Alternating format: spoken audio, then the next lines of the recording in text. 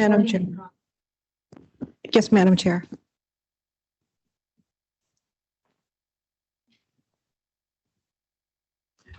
Elver Arisa Silva. Good afternoon, everyone. Elver Arisa Silva, public member, Washington, D.C. HHS Allison Barkoff. Good afternoon. This is Brian Bard from Health and Human Services, liaison to Allison Barkoff, who will not attend today, proxy to the chair. Thank you. Karen Braitmayer.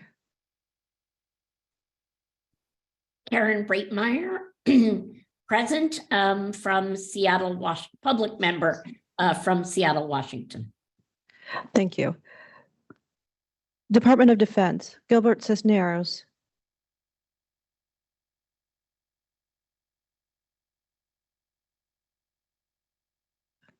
Department of Defense Gilbert Cisneros.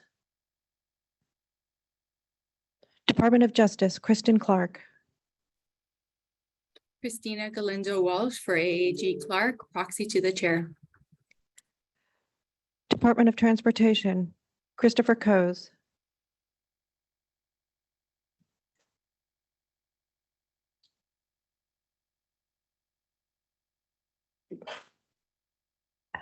Department of Transportation Christopher Coase. Can you hear me from the Department of Defense? I did not, but thank you, Mr. Lazar. Do you have a proxy to the chair, Mr. Lazar? Yes, I'm proxy to the chair to Mr. Cisneros, who is absent today. All right, thank you. Department of Defense Christopher Coase. From Department of Transportation Christopher Coase. I thought Christopher was going to join, but Kelly Buckland with the Department of Transportation, and there is a proxy with the chair. Thank you. Heather Dowdy. Good afternoon, Heather Dowdy, public member of the board, joining from Charlotte, North Carolina. Gregory Fairback. Greg Fairback, public member, Indiana. Amy Hamraoui. Hello, Amy Hamrai, public member from Nashville, Tennessee. Hannah Ibanez. Hello, Hannah Ibanez, public member from Los Angeles, California. General Services Administration Katie Kale.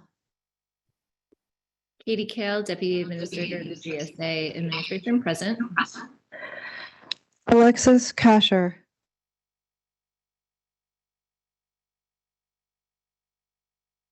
Okay. Do we have it's a proxy to the chair? Yes. Okay. Benjamin Kuo, U.S. Postal Service. Yes, this is Herbert Peak, USPS liaison, stepping in for him. Do you have a proxy, Mr. Peak? Yeah, proxy to the chair, correct. Thank you. KR Liu. KR Liu. We have a proxy to the chair from KR Liu. Benjamin Nadolski. Benjamin Nadolski, public member, Tennessee. Department of Education, Katie Neese. Hi, good afternoon. Katie Neese, Department of Education, present. Thank you. Department of Commerce, Jeremy Pelter. Good afternoon, Monique Dismuke, DOC Federal Liaison, proxy to the chair. Victor Pineda. Present. Madeline Ruvalo. Hello, Madeline Ruvalo, public member, joining from Oakland, California. Deb Ryan. Debbie Ryan, public member from Boston. Karen Tamley. Good afternoon, Karen Tamley, public member, Chicago, present. Department of Labor, Taryn Williams. Good afternoon, Taryn Williams, present.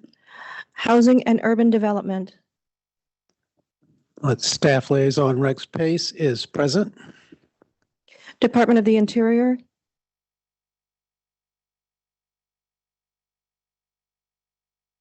And Veterans Affairs.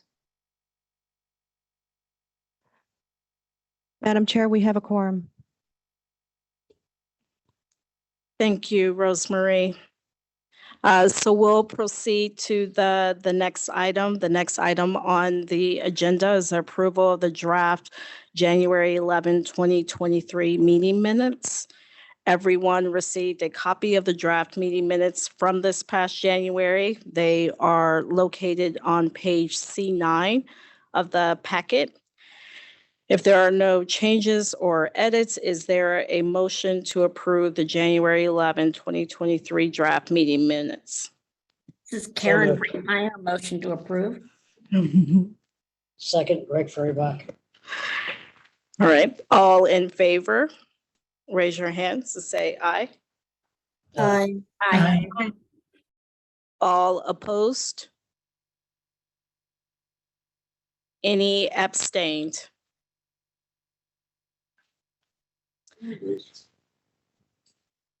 I'm sorry. Okay. The motion carries. Next on the agenda is the public rights of way rulemaking. Today, the board will vote on a draft final rule prescribing minimum standards for accessibility of pedestrian facilities in the public rights of way, including sidewalks, intersections, on-street parking, and transit stops and transit platforms. The vote will be to send the rule package, including the preamble, rule text, and final regulatory impact analysis to the Office of Management and Budget for interagency coordination. Clearance by the Office of Management and Budget, or OMB, is the final step before publication of the PROAG in the Federal Register. The guidelines will become enforceable standards once adopted by the Department of Transportation, Department of Justice, or the 4 standard-setting agencies under the Architectural Barriers Act. Is there a motion to approve sending the PROAG rule package to OMB for interagency coordination? So moved. Is there a second? Second. Is there any discussion? Kelly, is your hand up? Kelly Buckland, Department of Transportation. Yeah, just Kelly Buckland, Department of Transportation, on behalf of Christopher Coase, just add the following statement for the record. PROAG continues to be a high priority for DOT. DOT will be voting yes, but we note for the record that the department has the ability to adopt ADA standards that provide greater access than the board's minimum guidelines for public rights of way. Thank you, Kelly. Are there other discussion items? We will now go to roll call vote. Rosemary, will you please call the roll? Yes, Madam Chair. It's Rosemary Access Board. When you hear your name, it is aye or nay, or abstain. First is Alvar Arisa Silva. Yay. Allison Barkoff, proxy to the chair. This is Taryn Williams. Aye. Karen Braitmayer. Abstain. Department of Defense, Gilbert Cisneros. Aye. Proxy to the chair. Aye. Thank you. This is Taryn Williams. Aye. Department of Justice, Kristen Clark, with a proxy to the chair. Good afternoon. This is Taryn Williams. I've received proxy from the Assistant Attorney General and would like to enter the following record. For the record, Assistant Attorney General Clark votes in favor of this rule, but notes that the Department of Justice has the ability to adopt ADA standards that provide greater access than the board's minimum guidelines for the public right-of-way. The vote is aye. Thank you. Department of Transportation, Christopher Coase, and I understand he is joining now. Is he?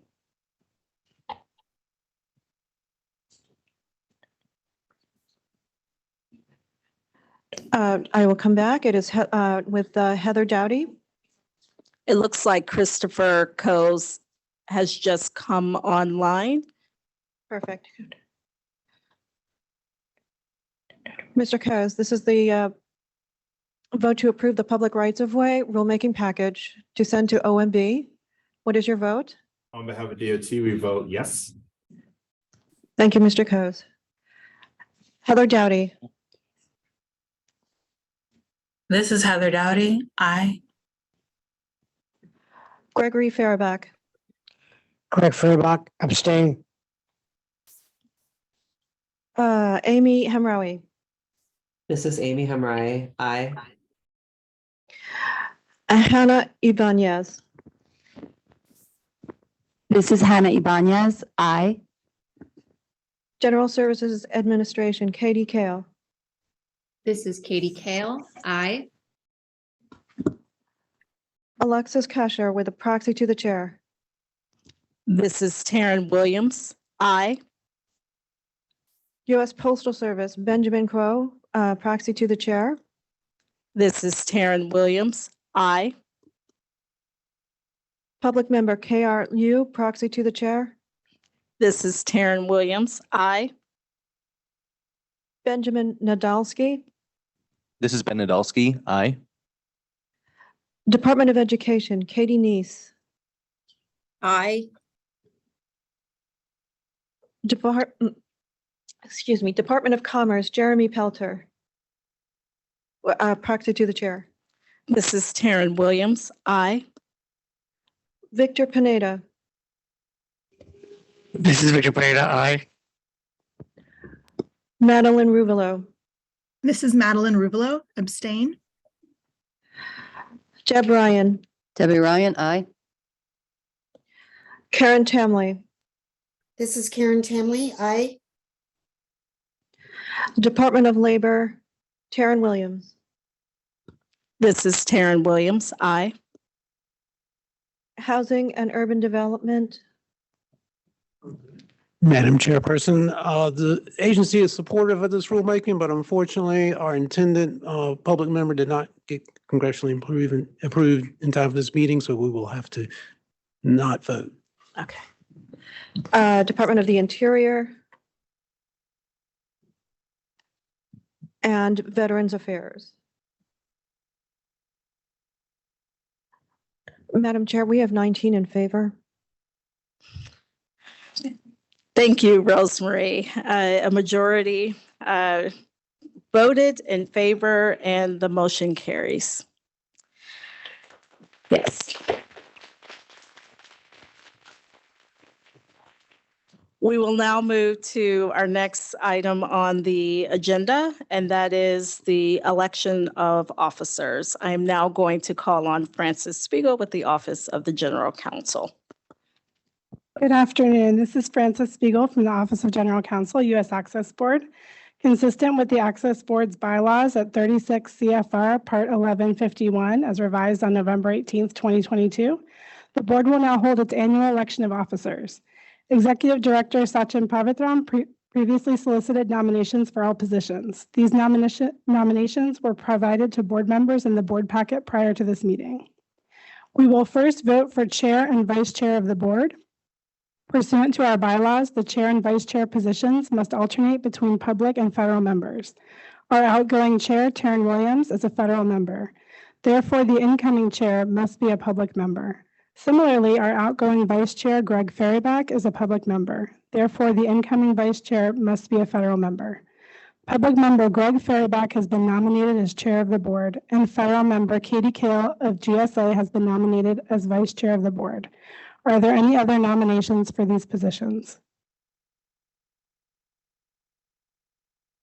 Hearing none, would someone like to make a motion to elect Greg Fairback as chair of the board and Katie Kale as vice chair of the board for a term ending in April 2024? This is Debbie Ryan, so moved. Is there a second? Second. All in favor? Aye. Aye. Aye. Aye. Aye. Aye. Aye. Any opposed? Any abstentions? The vote passes. Congratulations, Greg and Katie.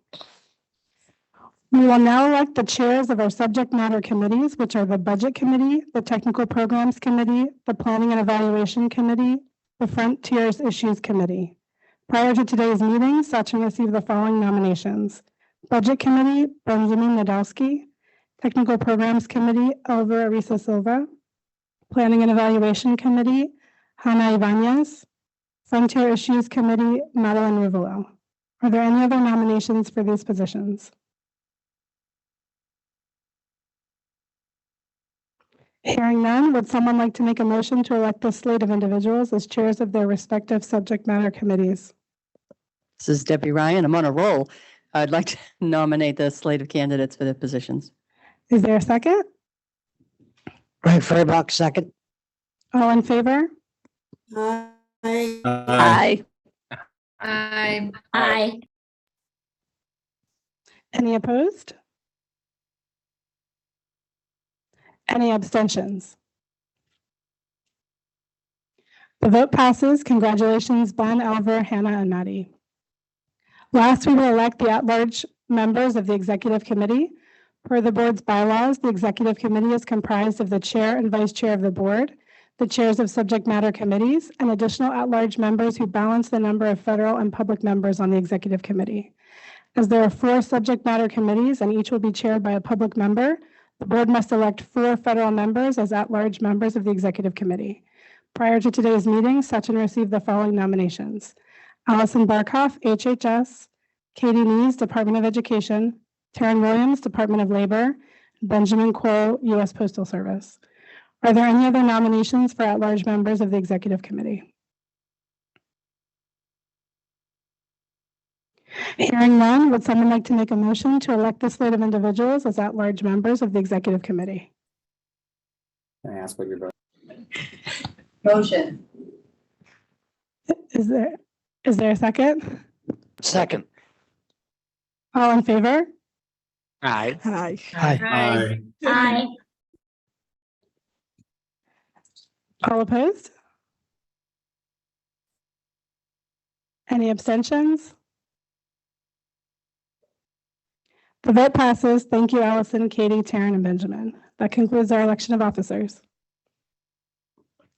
Thank you, Francis, and congratulations to everyone. We will now move to our executive director's report, and I'll turn it over to Sachin to give the report to the board. Thank you, Madam Chair, and good afternoon, everyone. Thank you for all those who are joining online as well and those who are here in person. Before I start my report, I do want to echo the comments made by Madam Chair Williams about the passing of a good friend, mentor, Judy Human. It's a big loss for the community, but it's the lessons taught by Judy will be remembered by many of us, and I hope her legacy will carry on and we will be able to do the work that Judy strived to do all her life. So I want to send my condolences to the family and all the friends and family who are mourning the loss, but I also want to celebrate her legacy that she has left behind. I want to start off by talking about some of our work in the executive orders 13985 and 13175 on work with the tribal nations and also advancing work in the racial equity space. We continue to continue to collaborate with other agencies who are working in the space of with tribal nations. Last month, the Access Board staff met with Indian Health Services to find out ways how we can collaborate with the work that they do in the community of with tribal nations, and we want to continue the dialogue with other agencies who are doing similar work as well. It is a goal for the Access Board to ensure the work that we do is available and accessible to individuals living in tribal nations. We are also continuing our ABA-related work in tribal nations. We continue our work with Assistant Secretary of Department of Interior of Indian Affairs, who oversees an inventory of over 5,000 facilities across 340 sites where in-person meetings happen and services provided for American Indians and Alaskan Natives. We want to ensure those services under the ABA enforcement that we are charged with is done accessibly, and we also want to provide our technical assistance and training for those agencies and those sites so that people with disabilities in those communities have equal access. We're also working with we're currently working on a project that is a $2.3 million project to remediate accessibility barriers in the Tohono O'odham Reservation in Arizona. This is a project that ABA staff is working closely with the Bureau of Indian Affairs to ensure accessibility barriers are removed. These are a few of the activities that we are engaged in advancing equal access under the executive order. But this is also a priority because of the work that the Access Board plays a role in the enforcement of ABA.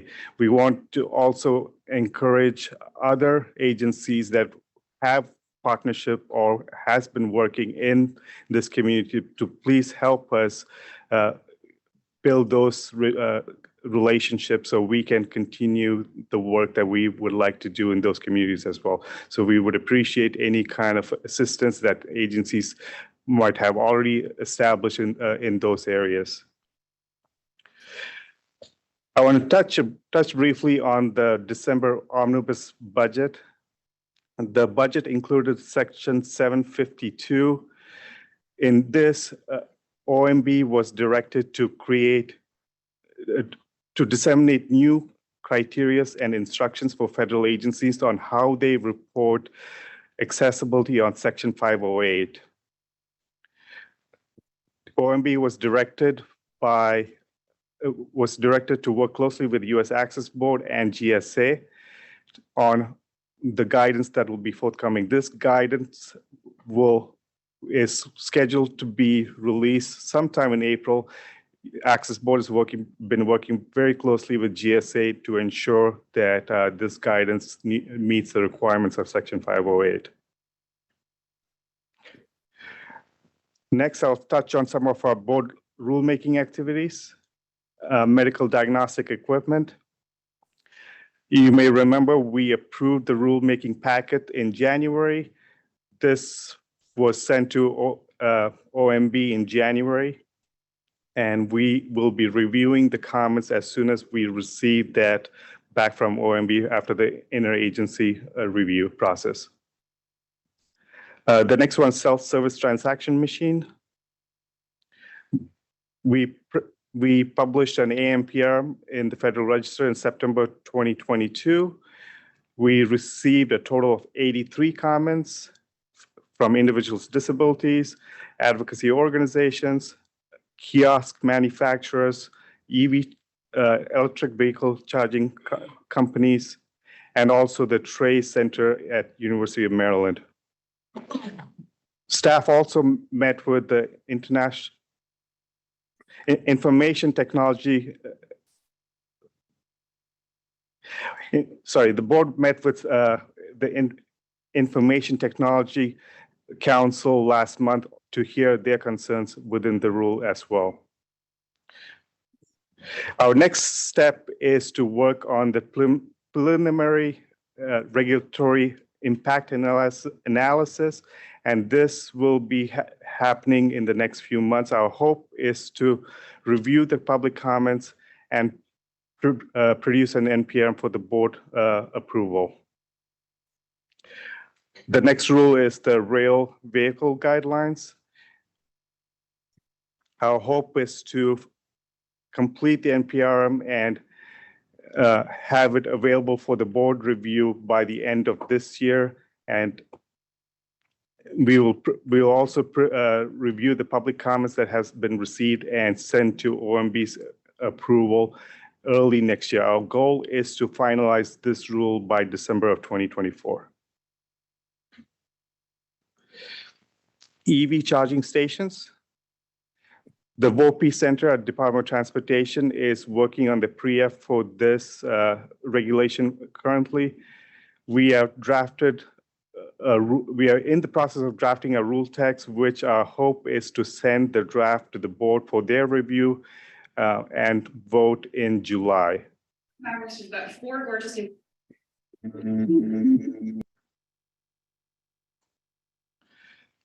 As you just heard, we voted on the PROAG rule, and the work for the PROAG, as you all may know, has been going on for some time. We're excited it's moved on to the next step. And at this point, the board will send the complete packet to OMB for interagency review with a hope to finalize the rule by the end of this year. ABA enforcement. Our staff, our ABA staff has compiled the data on our ABA enforcement over the last 5 years. For the last five years, we closed 369 complaints. Of those 269 complaints or 63% of the total complaints were closed after corrective actions. 164 of them was USPS facilities. 26 pertain to DOD facilities. 18 involved GSA leased or owned. 8 involved VA. And the remainder 13 were other federal agencies that falls under the ABA enforcement. As a result of the corrective action that the board took, there were 42 states where ABA corrections were made and accessibility barriers were removed. Under the training and technical assistance, since the beginning of this current fiscal year, we have provided about 2,012 direct technical assistance. Staff has conducted over 43 webinars and training, reaching about 1,100 unique individuals. You might have seen an announcement of new board members. I want to recognize 3 new board members that the president has intended to appoint: Stephanie Enyard, Tina Peterson, and Carmen Jones. The paperwork for these 3 individuals are still in process. Once this process concludes, they will be joining our board, which right now looks like it will be during our next July board meeting. Once that happens, there will be 3 outgoing board members. That's Deborah Ryan, Victor Pineda, Karen Tamley. So we will hear more. We'll have more information about the new board members and our outgoing board members in our next board meeting, which is going to be in July. I want to touch a little bit on some access board personnel changes that's happening. In the last couple of weeks, we've had a new hire.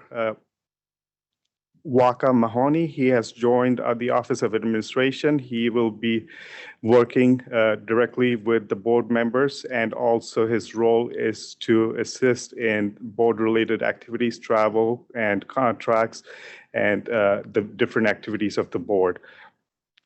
But I also want to announce a couple of retirements that's coming to our agency. The U.S. Access Board, as of late, has had many retirements happening, and this month we will be having 2 more retirements. I do want to recognize an individual who's been part of this agency for a long time, and she'll be retiring this month, at the end of this month, Earlene Sesker. Earlene started her federal service in 1989 at the Veterans Affairs Agency.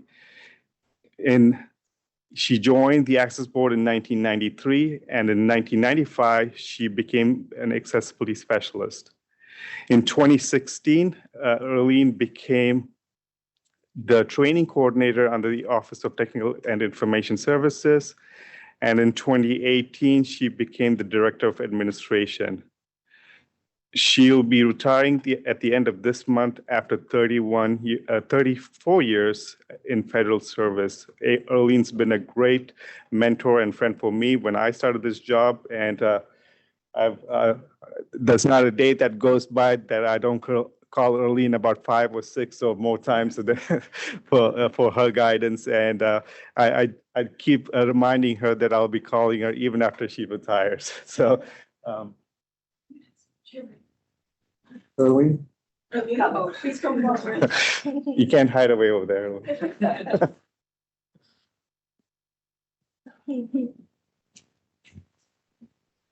I'm here.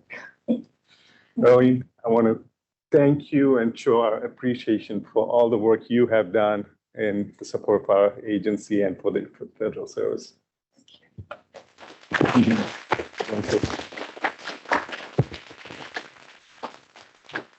You want me to say? Not tired of hearing me talk yet? Well, I would like to actually thank everyone that I have worked with here at the Access Board over the years. It has been an honor and a pleasure, and I have been so honored to be a part of many of the successes that the Access Board has accomplished over the years. And I want to thank everyone I've worked with for the knowledge they've shared with me, for the experiences, because it's helped me not only in my professional career, but my personal. I started at this agency many years ago as the young mother of a daughter with a disability, a child with a disability, had no idea what my journey, because at that time she was only a couple of years old, had no idea what this journey was going to be like. But with the help of many people here at this agency, I am now retiring many years later. Because I also must add, at the time, I had never even heard of the Americans with Disabilities Act or the Access Board. And now I'm retiring many years later, much older, but still the mother of a much older child with the disabilities, but now looking at ramps and different things like I'd never looked at them before. So I just want to thank everyone.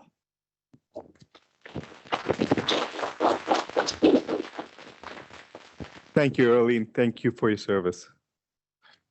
The next person who will also be retiring is Jeff Sargent, Chief Financial Officer for the Access Board. Jeff started his federal service at GSA in Kansas City, Missouri. He was handling the account of Access Board at that time. Jeff, soon after that, detailed at the Access Board for a few months, and in May of 1989, joined the Access Board as a compliance specialist. In 2008, In 2008, the Access Board established an Office of Administration where Jeff was the first Director of Administration. He also became the first staff liaison to the Budget Committee.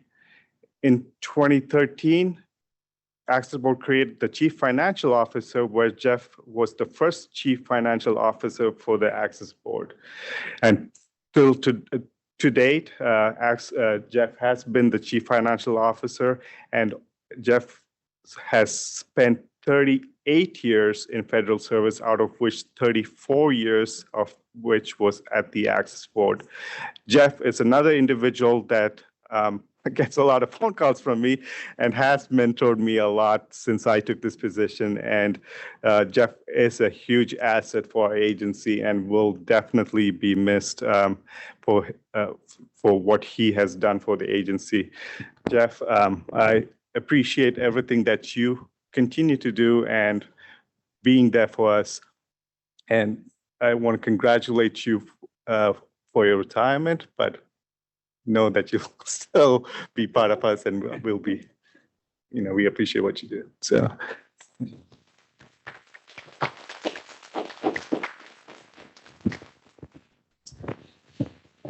Thanks, everyone. It's pretty incredible to think about the fact that I've been with this agency for most of my adult life. And I've seen a lot of changes over the years, worked with board members all the way back to the Reagan administration. And I'd have to say that being here for the passage of the ADA was probably the highlight, which has been many years now, but we've seen a lot of good regulations come from this board since that time, and I'm so thankful to have been able to be a part of that. Thank you.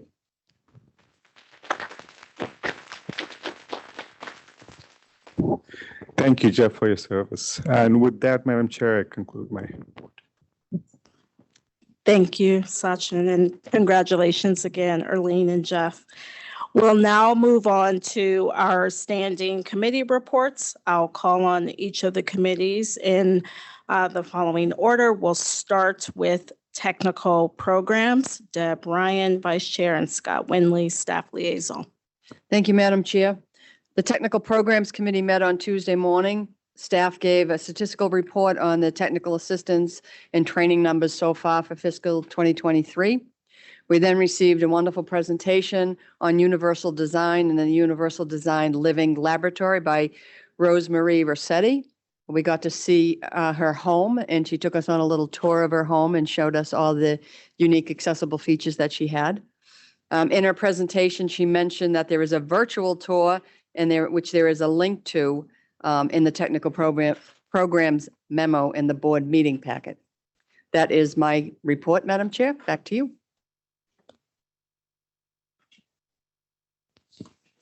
Thank you. We'll now move on to the Planning and Evaluation Committee. Karen Tamley, Chair. Francis Spiegel, Staff Liaison. Great. Thank you, Madam Chair. The Planning and Evaluation Committee met Monday afternoon. We discussed the initial planning for the out-of-town meeting, which will be held in Los Angeles in April 2024. Public member Hannah Abanez, who is based in Los Angeles, is taking a leadership role in planning this out-of-town meeting.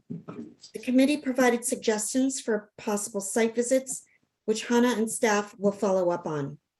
The committee also heard from staff regarding the July 2023 board meeting. During the July meeting, which will be held in person, the board is planning to visit Chesapeake Region Accessible Boating's new adaptive boating center in Annapolis, Maryland. The Access Board provided technical assistance during the design of this facility. So we're looking forward to seeing all of its accessible features, which we understand go above and beyond ADA standards. Also in July, the board is planning to hold a town hall in Baltimore, where we hope to hear from the public about the state of accessibility in Baltimore, Washington region. The town hall will be held in the afternoon of July 25th at the National Federation of the Blind headquarters in Baltimore. While the primary purpose of this event is to hear from the public, we will also be celebrating the 50th anniversary of the Rehabilitation Act, which established the Access Board. and the anniversary of the Americans with Disabilities Act. In addition to the National Federation for the Blind, the Maryland Department of Disabilities is also collaborating with us on this event and will be sponsoring a networking reception immediately after the town hall. Please be sure to save the date. We hope to see you in Baltimore on July 25th. Before I turn it back to you, Madam Chair, I would also like to congratulate the new chair of the Planning and Evaluation Committee, Hannah Ibanez. Congratulations. Back to you, Madam Chair. Thank you. We will now move on to a report from the Budget Committee, and I'll turn it over to Gregory. Thank you. Excuse me. Thank you very much, Madam Chair. The FY 2023 operating budget is as follows. The board is operating in its full year appropriations of $9,850,000. As of February 23rd, 2023, we've expended 30.9% of that full budget, with 40% of the fiscal year having expired. Regarding expenses to date, we have obligated the following funds for the next full year: drug testing, audits, and rent. We project rent below the allotted amount, and we hope that there will be expected to be a rebate for the months of August, November, and December. No funds have been expended to date with regard to research, but our obligation will be coming for research in the next coming months in the fiscal year. In the administration support category, we have our largest contracts and interagency agreements forthcoming in the third quarter of the fiscal year. Overall spending is in budget. For FY 2024, the budget requests on January 20th, we received our pass back from OMB. It was like, and then she also said, well, depending on Can how we it's make going, sure we might everyone keep is an on X-ray mute, of the please? tubes. Okay. After that glitch, we received our pass back from OMB for FY 2024. OMB approved our full budget request for the funding level for 2024 of $9,955,000 for the inclusion of the President's 2024 budget. The President issued a skinny budget on March 9th. The President's full budget for FY 24 is expected to be released later this month. The Access Board has presented its FY 2024 budget proposal to OMB, and that has been approved by OMB. We are currently in the process of posting our FY 2024 budget request to our website and anticipate meeting with the Appropriations Committee staff to discuss our requests in the next coming weeks. And that is the report from the Budget Committee. Madam Chair. Thank you. Next on the agenda is a report from the Frontiers Issue Committee. And let me turn it over. Thank you, Madam Chair. This is Heather Dowdy. The Committee of the Frontiers Issues met today this morning, and the board heard a presentation from Alexa Vaughn, a deaf landscape architect and accessibility specialist. Ms. Vaughn shared principles and case studies illustrating deaf access in the built environment and how she used those principles plus accessibility requirements to create Deafscape. What was interesting about what she shared is she shared a methodology for including the disabled community in the design process and how to build upon the ADA standards for accessible design with universal design and human-centered design principles, including lived experiences expertise. She answered questions from the board. If there are no questions, Madam Chair, that concludes my report. Thank you, Heather, for those updates on behalf of the Frontier Issues Committee. We'll now move on to the Election Assistance Commission, co-chairs Hannah Ibanez and Benjamin Nadolski. Thank you, Madam Chair. Ben Nadolski and I represent the board on the advisory board to the Elections Assistance Commission, or EAC. And we serve on the EAC Technical Guidelines Development Committee, or TGDC. The main work of the TGDC is the development of the Voluntary Voting Systems, or VVSG. VVSG is a set of requirements and testing protocols which can be used to ensure that voting machines and related infrastructure are secure and accessible. VVSG 1.0 has been available to states, precincts, and manufacturers since 2005. VVSG 2.0 was formally adopted by the commissioners in February of 2021. The TGDC met on January 26th and was briefed by the EAC and the National Institution of Standards and Technology, or NIST, staff on the program updates for EAC testing and certification of voting system testing laboratories and the NIST voting program. The second half of the meeting included an update on the VVSG lifecycle policy and presentations on the electronic poll book testing and certification and end-to-end encryption. The EAC Advisory Board will be meeting on April 25th and 26th. That meeting will include elections of their advisory board officers and updating the charter, but the agenda and meeting logistics are still under development. Finally, I would like to note that last week, the EAC announced a 90-day open comment period for proposed changes to VVSG 2.0. This is consistent with the process defined in the VVSG lifecycle policy. One of the significant differences between VVSG 1.0 and 2.0 is that the 2.0 is written to be modular and extensible. This facilitates quicker incremental improvements to the requirements. And unless there are any questions, I will turn it back to you to conclude my report, Madam Chair. Thank you. Thank you. Next, we'll have a report from the Special Committee on Outreach, and I'll turn it over to you, Elver. Hello again. This is Hannah Ibanez. Sorry. Thank you, Chair Williams. Good afternoon again. This is Public Member Hannah Ibanez, member of the Special Committee on Outreach, and in absence of K.R. Liu, Chair of the Outreach Committee, I will be presenting the report. At Monday's meeting, the board heard a presentation from Melissa Bauer and John Beatty of the marketing research, they are marketing research consultants of the Georgetown firm. The Georgetown firm is a contractor recently acquired to assist in the development of a marketing plan for the Access Board. On Monday, the firm briefed the board on the first phase of its research, which included data collection and analysis. The firm will be continuing to refine target audiences and stakeholders as it moves into the next phase of message development. If there are no questions, that will conclude my report, and I will turn it back to Madam Chair. Thank you, Hannah. Thank you.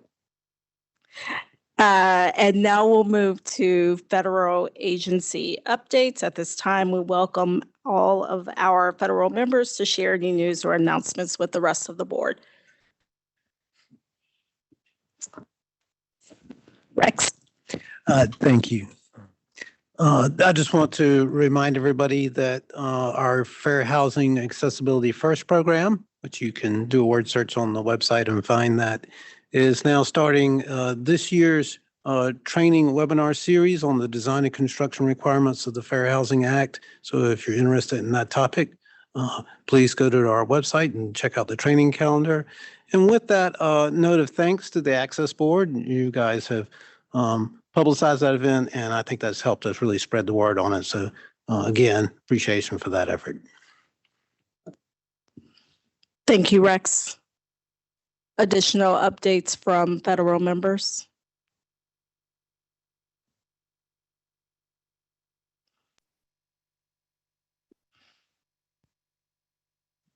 Hi, this is Nathan Cunningham from the Department of Labor. Could I make a comment here? Yes, please, Nathan. Thank you. Thanks, Chair Williams. I wanted to mention something that I think would be of interest to those on the call here. So one of our strands of work here in the Office of Disability Employment Policy has to do with expanding digital equity and access to broadband as an education support and employment support, training support. for people with disabilities.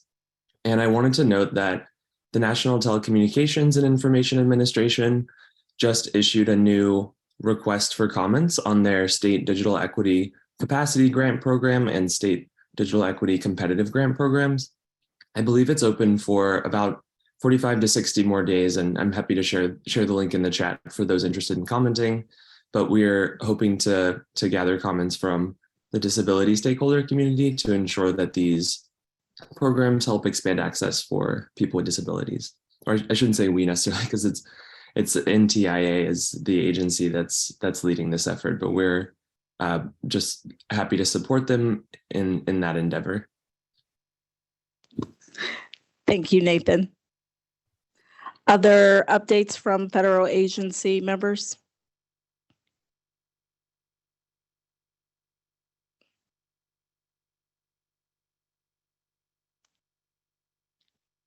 Hearing none, we'll now move on to new business. The floor is now open to any members who have new business to bring up. And if you do, please raise your hand or otherwise indicate that you have new business that you'd like to bring to the floor.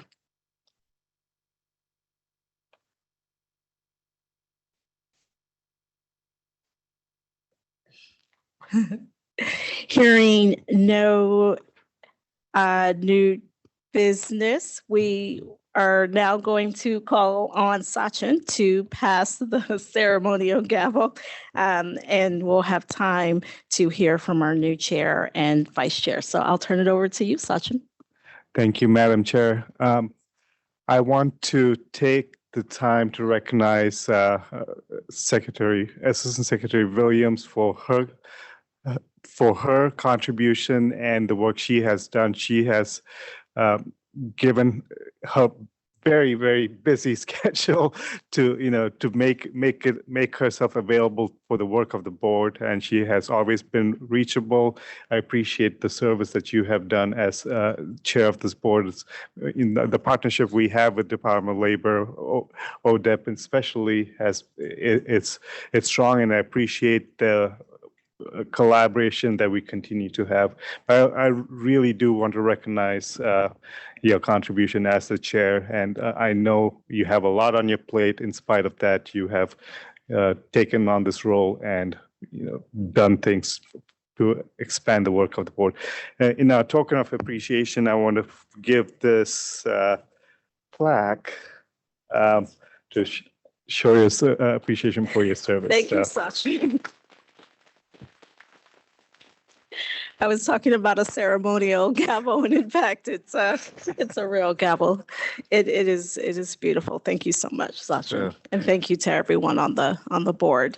I will no longer be in this role, but I will still be here. So I look forward to continuing to work with all of you. I was reminded of some candy to go with it too. I will never say no to chocolate. Thank you. Thanks so much. So, thanks, Sachin. Thank you, Taryn, for all your work. I do want to recognize our incoming chair, Greg Fairback, public member, and our incoming vice chair, Katie Kale from GSA. Excited for both of you in your new roles, and looking forward to working with both of you in your new roles. And also, Katie, with the partnership we have with GSA, I hope we can work more closely in how Access Board and GSA collaborates in the different activities that we're interested in. With that, Mr. Chair. Thank you all very much. Thanks for your support. Ms. Williams, congratulations. Well done. And it'll be a hard game to follow, but I'll be happy to do the best we can in your stead. So I appreciate that. And I look forward to working with each and every one of you as we really try to move forward again, as we always have, with diversity, equity, and inclusion and accessibility of the built environment. And thanks to all for your support, and look forward to seeing everybody in July. Oh, unless there's objection, we'll show this meeting adjourned. The meeting is adjourned. Thank you.